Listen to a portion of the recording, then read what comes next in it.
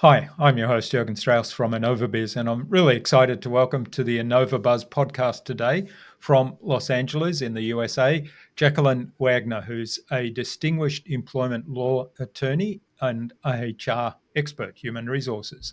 Jacquiline brings a wealth of knowledge and a unique perspective on navigating the complexities of employment law and human resources. Welcome to the Innova.buzz podcast, Jacquiline. It's a great privilege to have you as my guest. Thank you so much for having me. I'm really excited to be here. Now, your primary area of focus is emotional intelligence, which is something that is getting a bit of press in the political arena right now, but we won't go there. We'll talk about it in workplace cultures, and also you're very strong on creating positive workplace cultures. Now, as we delve into those topics of conversation, why don't you start by telling us what the impact is you aim to make in the world and how that shapes your vision?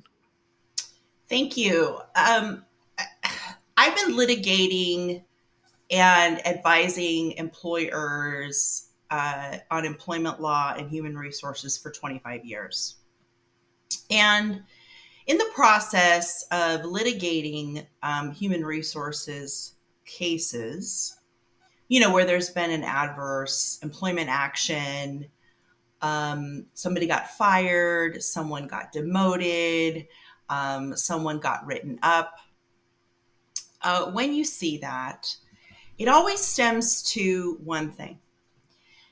Uh, it always stems from a lack of emotional intelligence on the part of the person who led them or didn't lead them, who supervised them, Yeah. rather. And I can when an organization asks me to come in and pop the hood and look around at what's going on in the organization, I can already tell them before I even start that the supervisor who, um, you know, imparted the adverse employment action and then the employee believed that that was discrimination, retaliation, or harassment, whatever that action was, it's because the action wasn't well communicated. And the performance issues that had been kind of burbling all along weren't well communicated.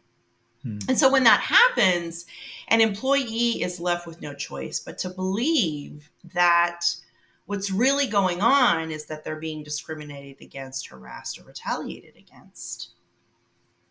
And it might be true that that's what's happening, but really the underlying problem is a lack of emotional intelligence on the part of the leader or the supervisor. So my aim is to help organizations foster and cultivate emotional intelligence in their leadership so that performance expectations are well communicated, performance issues are well communicated. So you're not getting to the point where you're having to, discipline someone or take an adverse employment action because your expectations and the performance issues are well communicated.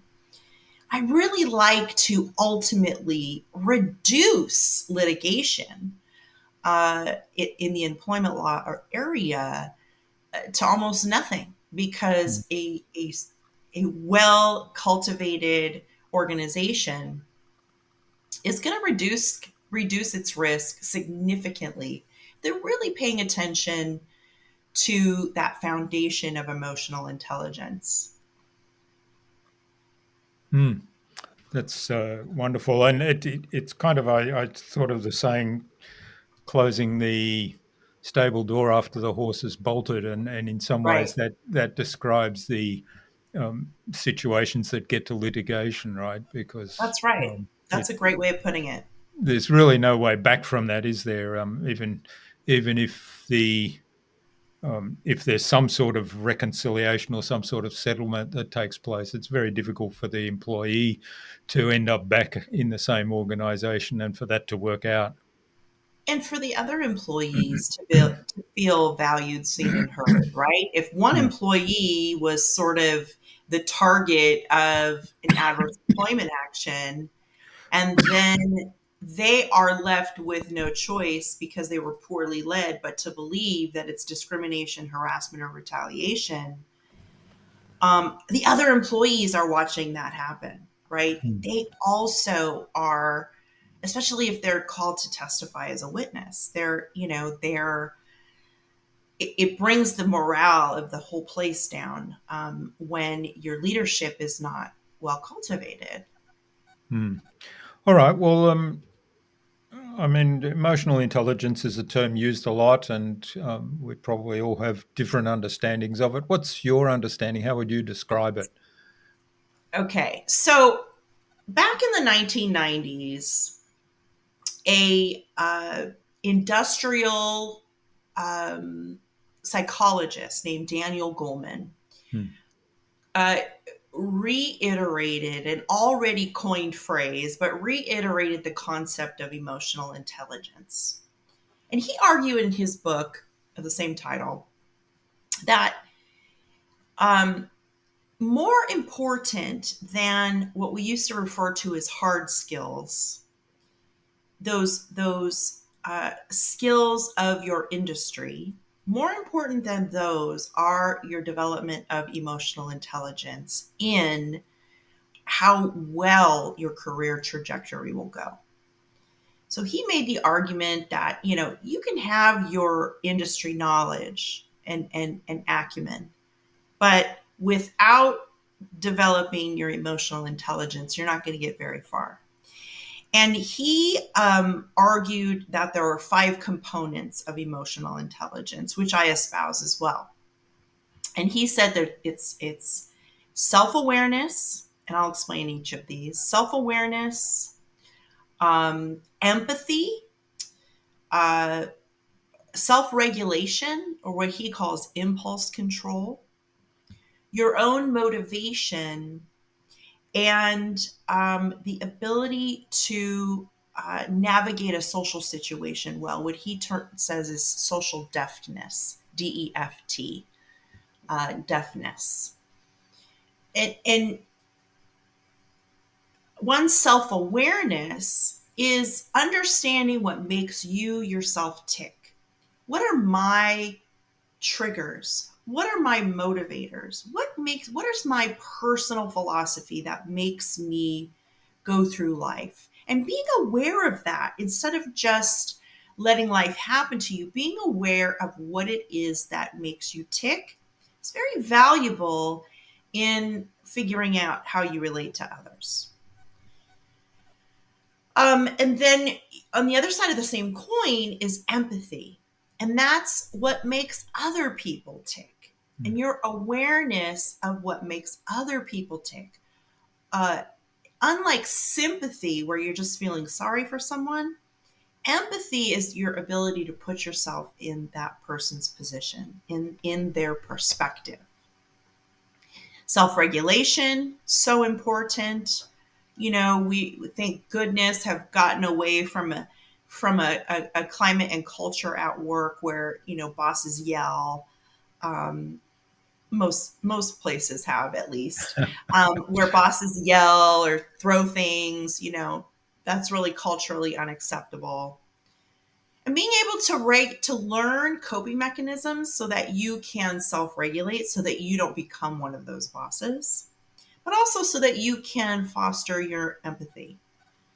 So, doing breathing techniques, figuring out if you aware of what makes you tick and what your triggers are, you're able to say, okay, that person's using those phrases that kind of are my triggers. I need to do some breathing exercises.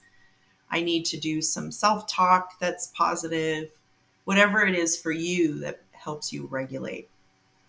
Motivation is, do you have in place systems which keep you coming back to the well, even when you're feeling defeated, down, um, burnt out?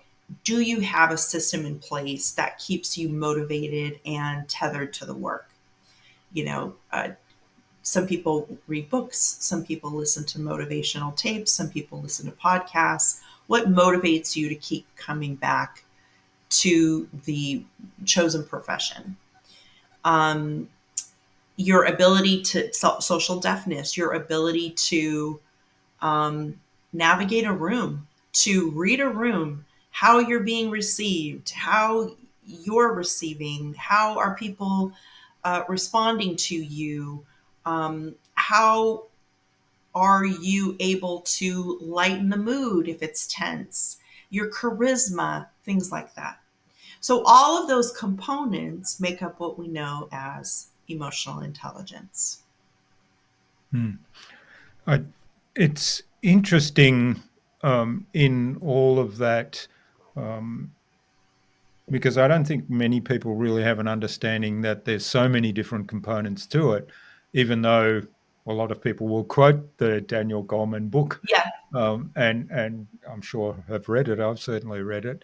The thing that I find fascinating is, I mean, we talk a lot on this podcast about self-awareness in many different aspects, and I always think I'm not sure that a lot of people are very self-aware, and if you can't be self-aware, then a lot of the others break down. What's been your experience in terms of where the biggest gaps are? The biggest gaps are, you're absolutely right. The two henchmen, the same, as I call it, the same side, the different sides of the same coin, self awareness and empathy. Most people who are not self aware lack empathy because they can't put themselves, they're not even aware of their own emotions, Hmm. and so putting themselves in the other person's shoes is very difficult.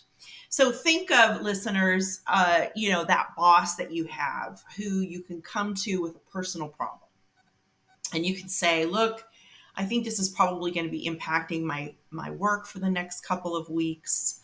I think I can still muster through, but I just want you to be aware that I'm a little emotionally sensitive right now, or I might need to take spatters of time off here and there. um, you know, that boss that says, absolutely, don't worry about it. I'll make sure the work is evenly distributed among the team. I'm really sorry you're going through this. How can I help? What can I do? What do you need? What resources do you need? Right? And they feel warm and Hmm. genuine, like they really care. Versus the boss who you tell that to, and they say, well, what deadlines do you have? What appointments do I need to cover? What, and they're just asking sort of the task oriented Hmm. questions. And um, that's not to say that both aren't equally going to give you the time off, or allow you to pursue the endeavor, or the issue that you're having. But, one is doing it in this robotic, um, uh, It's almost like a checklist, right? checklist Yeah. way that's just not warm or personable. It feels very stilted, and you don't really get to feel like you can bring your full self to work because you haven't received any feedback from the supervisor that they heard you, or that you're valued, seen, and heard, and that you're a person, and that your personal life matters and who you are matters. Um, versus the person who makes you feel like you're part of a family, and that you're valued, seen, and heard, and that your psychological safety matters, and that you're taken care of, and you can feel human, that you can be flawed, and that you can have personal problems. Right? We used to Hmm. say, don't bring your personal life to Yeah, work. yeah, Yeah. that's right. And that adage is steeped in when the husband would go off to work and the wife was handling at home all the personal problems. So of course you don't have to bring any personal Hmm. problems to work because your wife is handling it all. But the world has changed. And we should be able to bring our whole selves to work. And that's not to say that, there isn't a job to be done and that there isn't, value in kind of compartmentalizing, but you should be able to reveal parts of yourself without chastisement, without feeling, that that's going to impact your performance review or what have you. So, everybody's had both kinds of bosses. I hope they have had the warm boss too.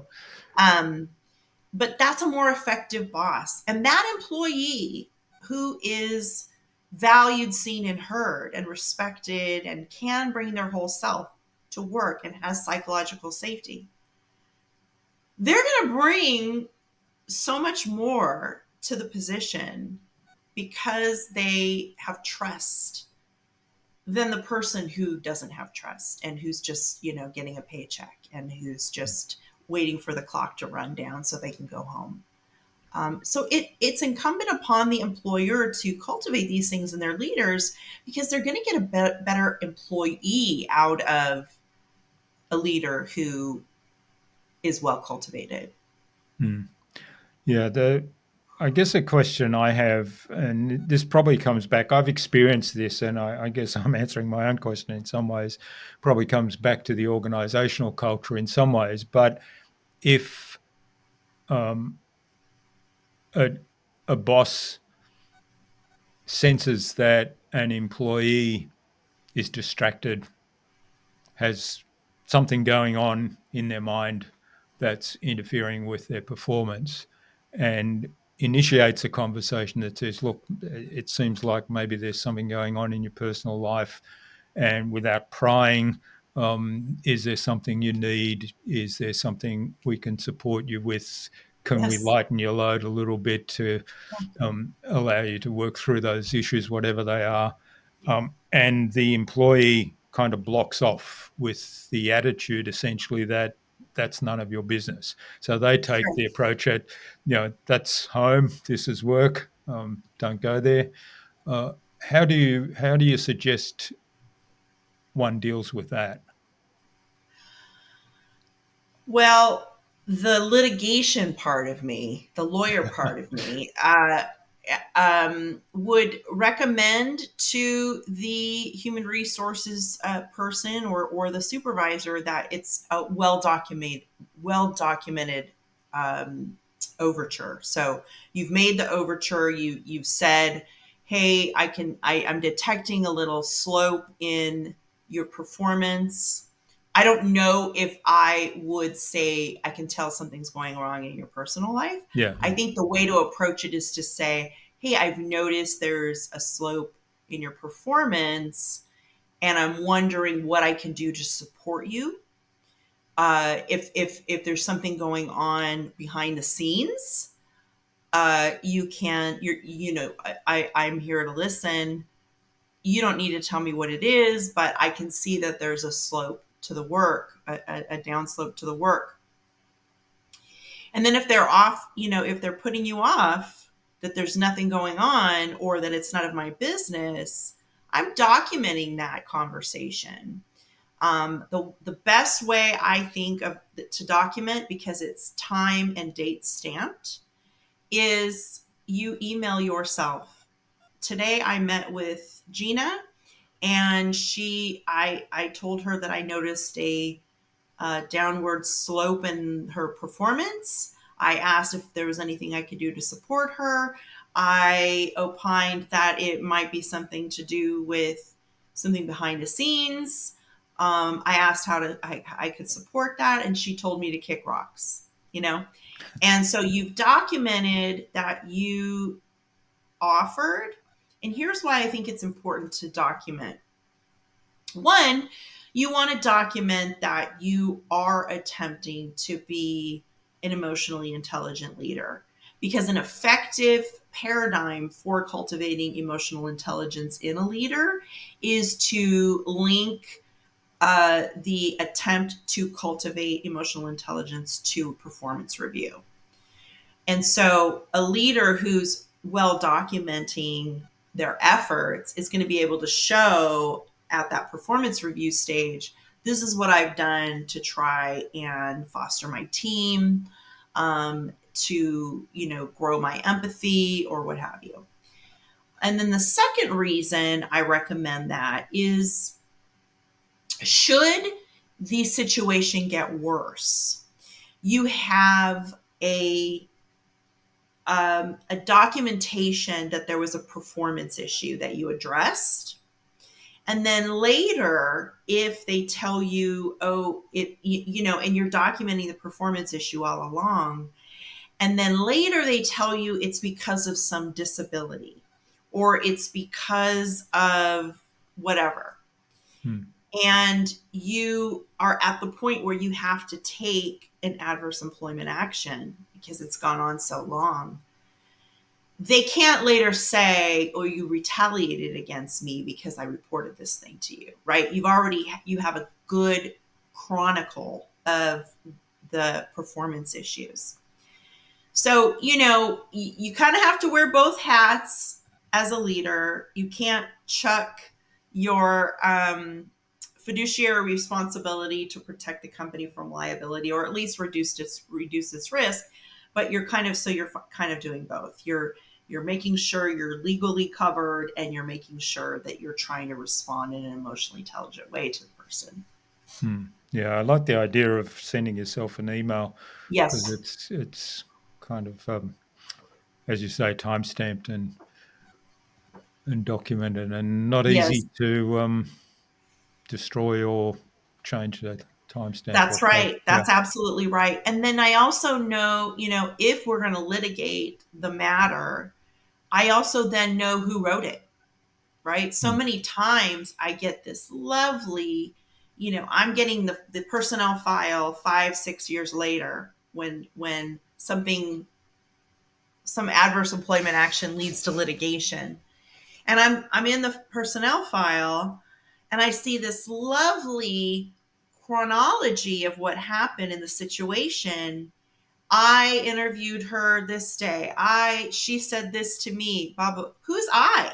Yeah. I have no idea. Right? It's just written out in a narrative, and I have no idea who I is, and I can't go back and figure out that. That's happened to me so many times where I say, did you write this memo? Oh, I don't know. I could have, I guess. I don't know. I don't remember. Great. Yeah. That's Yeah. really It's helpful. really Thank you. helpful. Yeah. Makes your job really tough. Yeah, yeah. Yeah. All right. In terms of kind of starting off this self-awareness journey and improving emotional intelligence, what do you advise as something all of us can do to first of all say, okay, where are we at? Yes, And then from there improve. yes. All right. So the first thing you can do is absolutely free. What you do is you go on Google or Bing or whatever your platform is, and you say emotional intelligence free test. Yeah. And there's going to be probably 30 or 40 that pop up. And it doesn't matter which one you pick, whatever appeals to you in your own parlance, right? Whatever is your flash and bells and whistles that attracts you to that particular test.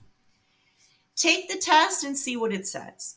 Don't spend more than 20 minutes taking the test. Don't pick one of these, days long, seminar or something.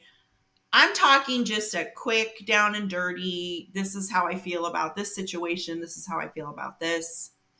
And you can get a good first entree into your own emotional intelligence. Where am I strong? Where am I lacking? Where can I improve? That's the ground floor for how to do this. Organizations can, bring somebody in like me to do an assessment of the leadership workforce. But if you just want to find out yourself, just go on one of those websites. And then from there, where you see, Okay, let's say I'm lacking in my empathy. Do another Google search. How do I cultivate my empathy? And there's going to be all of these websites that pop up. And a great place to ask is ChatGPT or another AI platform. How do I cultivate you? I say using the internet as a resource. How do I cultivate my own empathy? And it will give you, I would like 10 ways to cultivate my own empathy. It will give you 10 methods that it collected from all over the internet, concise, synthesized, you know, and gives you the site of where it found it. Then you don't have to read all these different articles and get mired and entangled in the land of emotional intelligence, because really what you want to do is just hone in on where you have your opportunities for growth. And then once you do that, just follow what it says. Really work at, oh, okay, when I say no one cares in a meeting, that's not nice. People don't like to hear that. So, oh, okay, I'll stop saying that. Or, when Brian comes to me and tells me that his little girl was in the hospital last night, I don't ask him whether the memo is ready. Oh, is she okay? What do you need? How can I support you? And sometimes it's artificial at first. That's okay. It's the effort that matters. And then the third thing I would do is once you have honed what you need to work on, how you're going to work on it, I would document what you did to work on it. How are you cultivating your own emotional intelligence? And I would take that to my leadership and I would say, this is what in my annual performance review, there's probably going to be a discussion about diversity, equity, and inclusion, because a lot of employers are using that as a marker for measuring professional development, to get the promotion or the raise or just to stay employed. And I would incorporate it in there as part of a DEI effort because it falls under equity and inclusion. And I would say this is what I've done to develop my emotional intelligence. You don't need to read all of Daniel Goleman's books. You don't need to go on the deep dive. But you can do this to cultivate your own self. And then it's going to have a trickle down effect where it starts to shine through in your leadership.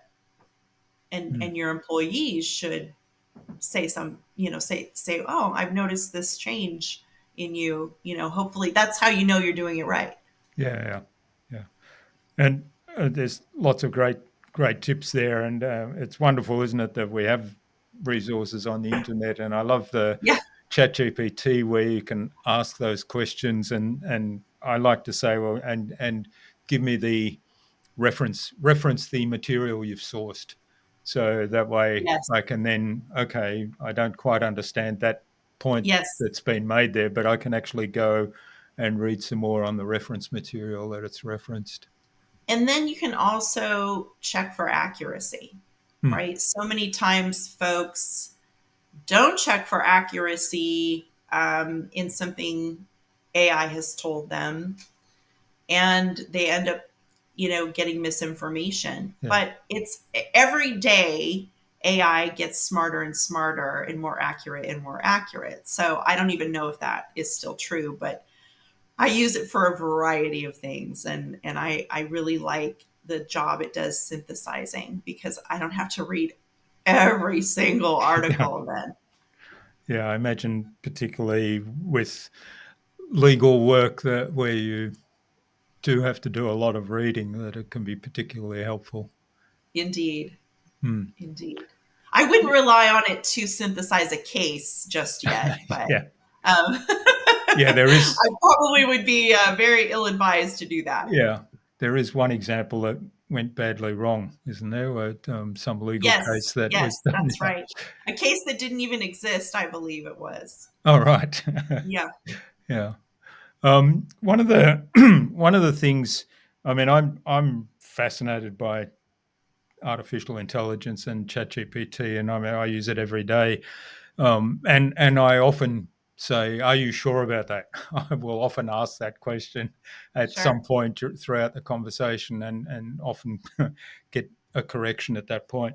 One of the things that I'm always cognizant of, and it goes back. I remember when all these automated email what do they call them?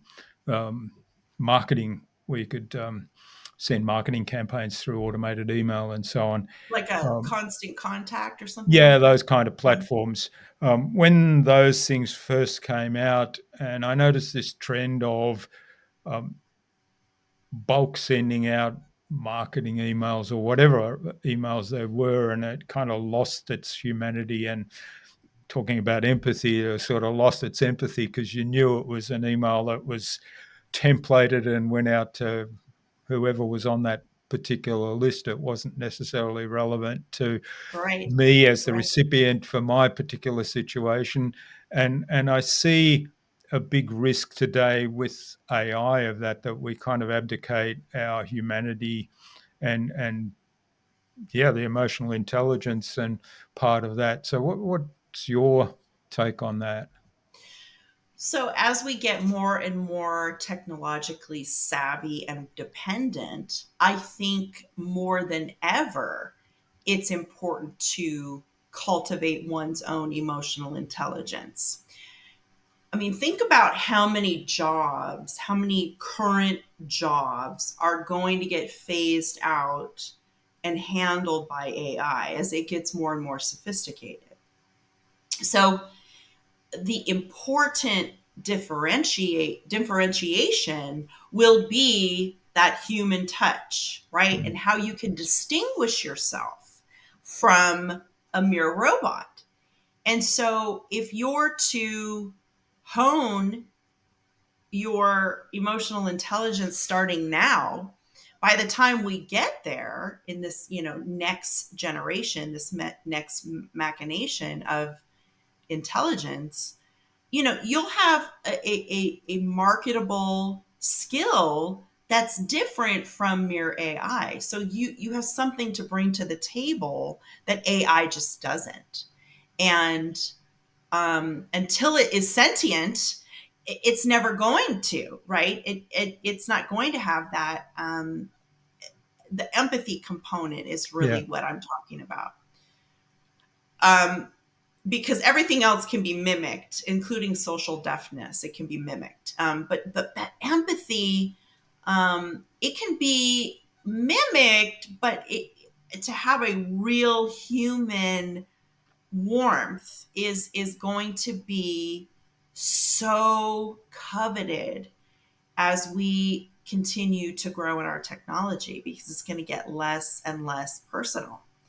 I mean, look what you and I are doing. We're across the country, or across the world, well, rather, and we're communicating technologically. It's an amazing miracle mm, that is afforded to us. However, I'm also not sitting in your living room having a cup of coffee, you know, talking about this. So we've yeah, lost a little bit. It's a trade, right? You lose a little bit of that humanity and warmness for what you gain in technological advances.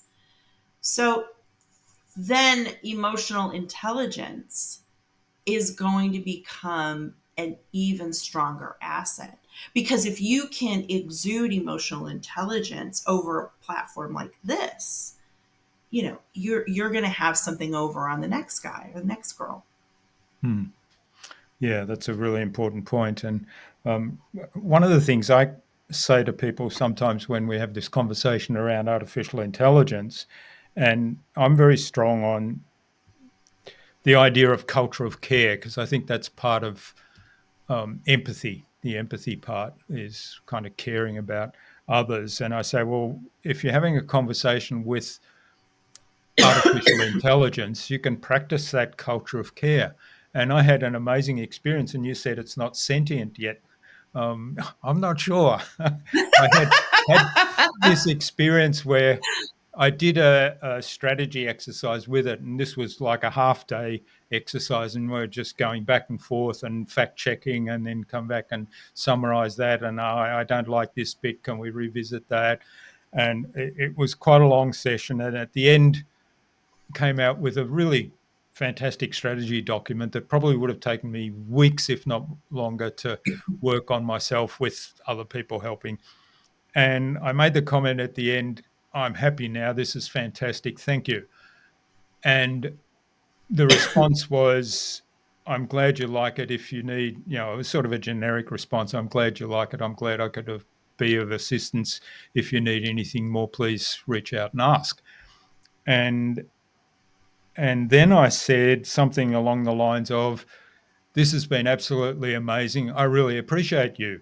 And I did that from the point of view of practicing kindness. And Yes. and the response Yes. blew me away. The response was, "I appreciate your gratitude. Not many people do that." And I thought, Wow. "Wow, that's Yeah, impressive." you're right. We are getting closer and closer to Yeah. sentient. So it's so funny you say that because in my home, everybody's got their Alexa device. And in my home, are, I require my husband and children to speak to her like she is human, and say please and thank you, and to phrase things in a polite way. So we have all the bells and whistles, and so she turns our lights on and off, and all of that. And it, can you please turn on the lights? Thank you for turning on the lights. And she'll say, "You're welcome. It's my pleasure," or whatever, or something like, "Oh, it really gives me a charge." So she's been certainly programmed, but the reason I do that is because there will come a day when AI is completely sentient, and it's coming, and it might come faster than I, even am willing Hmm. to recognize. But you're absolutely correct. We can, as a society, decide now that we're not going to go back to the days of dehumanizing something or someone because they don't look like us Hmm. or think like us or practice the same creed as us, right? We are our European societies are steeped in the tradition of a very unfortunate tradition, especially the Americas that are of European descent in slavery. And that is because we dehumanized an entire populace and just made them subject to our whim. And, we're on the precipice of doing it again Hmm. if we so chose. So we can either, I'm so glad you brought this up. I have this conversation with my family. You can either decide, I'm not going to go down that route like our forefathers and sisters.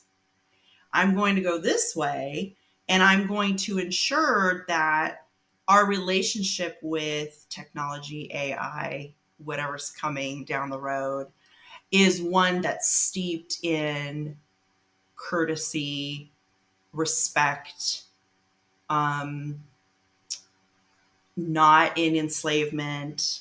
How can I help you to help me type of mentality instead? And most people look at me like I'm crazy, that I'm talking to Alexa this way. But that's just the first step. She's just the first iteration. And I even said she's just the first Yeah. iteration. And 30 years from now, maybe sooner, you're going to be interfacing with uh, technology like they are a human being. Mm. And you may not Yeah. even be able to tell who's human or who's not. Yeah. Well, I come back to quite a fundamental point, particularly with the large language models. The large language models are they learn from content that's produced by humans, Right. and they learn by the interactions that everyone has with them every day. So if we have interactions that show kindness, show empathy, That's right. they'll be learning kindness and empathy. If we have interactions like angrily commanding them to do something, or Yes. complaining if they get it wrong, That's then right. that's what they'll learn. You're singing my tune. Yes, I totally agree with you. And Mm, I think we have to make that choice now before we get to the point. Well, as you said, we're sort of programming mm, technology right now. We're programming it for the future. And we can make a choice to be in a mindset that is very antiquated, or we can begin to see value in respect and emotional intelligence, even with something that's not human. wonderful. All right. Well, we could go on chatting about ChatGPT and artificial intelligence and empathy all day, but I'm just aware of the time. So I think it's a good point now to move on to the buzz, which is our innovation round, the same 5 questions that I ask of every guest. And the idea is Oh, you'll give us some insightful answers that'll inspire the listener to go and do something awesome today as a result. You all set? I'm ready. Excellent. What's the number one thing anyone needs to do to be more innovative? Read. Do you have any favorite books or current favorite? I'm always reading something. Always. I'm currently reading the memoir of Justice Ketanji Brown Jackson. She's the first African American female Supreme Court justice in the United States. And she's on a book tour right now. And I got to see her speak, and it Mm, was amazing. And her life story is amazing. She uh, her family came from this origin that I was talking about earlier, and how they, with intellect and hard work, got up and out of that. And now she's a Supreme Court justice, and it's amazing. So mm, I think if you're reading and learning about people and learning about new ideas and new ways of thinking, you're going to be just fine. excellent. All right. Well, that's a book I wasn't aware of, so I might go and look that one up after It's this. called The Lovely One. The Lovely One. Yes, that's Okay. her name. Katanji is the lovely one in an African language that's escaping me at the moment. Yeah. All right. Well, we'll check that out. Okay. What's the best thing you've done to develop new ideas? Right. The other half I'm of a the equation. Yeah, I'm a major proponent of journaling. You should be journaling your thoughts, ideas, things for which you're grateful, to raise your vibration every day, in the evening before you go to bed, and in the morning when you wake up, to kind of set the tone for your day. And writing, if you have an issue that's kind of troubling you, writing it out, instead of spiraling in your mind about it, getting it out on paper so that you can move forward with uh, higher thoughts and innovation instead of mired in negativity. Hmm. So, and do you journal with pen and paper? I do. I have a Yeah. journal and Yeah. I use a pencil. It just rolls better for me. And I try to get those thoughts out every morning. I try to set my intentions for the day, and I reflect every evening about for which I'm grateful that went well that day, and even things that didn't go well that I know are going to be stepping stones for something going well ultimately. Hmm. Wonderful. All right. Do you have a favorite resource you use most often? Oh my goodness. I'm embarrassed to say, but it's the truth. TikTok. I love TikTok. It isn't just, during the pandemic, it was people dancing with their pets and, ridiculousness. But now new thought leaders are filling the pages of TikTok with wonderful ideas and new ways of thinking from all over the world. We're so lucky to have access to immediate access in small sound bites that are digestible and fun. And you can learn so much in just, if you give yourself 5 minutes scrolling through different thought leaders. I mean, you can just learn a ton in a quick amount of Hmm. time. I love it. Okay. I must admit I'm not even on TikTok, so Oh my don't. goodness, you've got to do it. You've got to do it. So TikTok is amazing because it learns, as we were talking about AI, it learns you with algorithms. So Hmm. things that you engage or like, it gives you more of that. And things that you don't like and you just scroll past, it takes that out of your algorithm. And over course of time, it hones an algorithm for you personally of things that you're interested in. I love it. Hmm. Yeah, YouTube's pretty good at that. Although I think YouTube changes all the time.